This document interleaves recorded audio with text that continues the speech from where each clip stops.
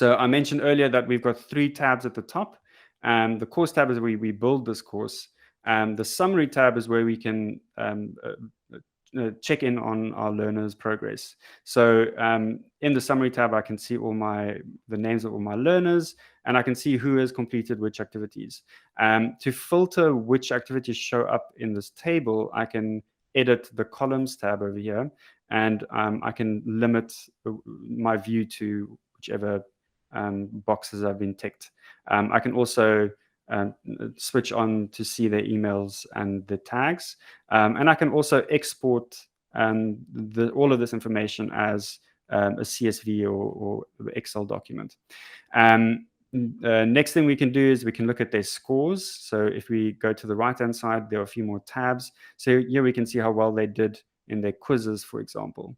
And then there's metadata. So we can look at, one of my favorite things to look at is how many words were written in discussions by a specific learner. And that's pretty cool. I think you can even see how many likes they've given and received, which is cool. And then finally, the dashboard.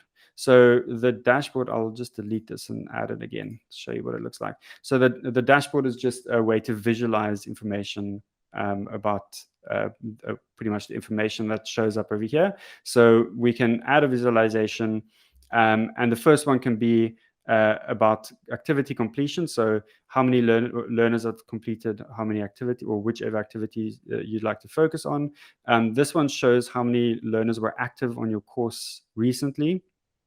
My favorite one is this rubric question insights. I'll be using that as an example. And then the final one is an event log, where you can just see in a very granular level what is happening on your course. So whenever someone's accesses the course or completes an activity, it'll show up on your event log.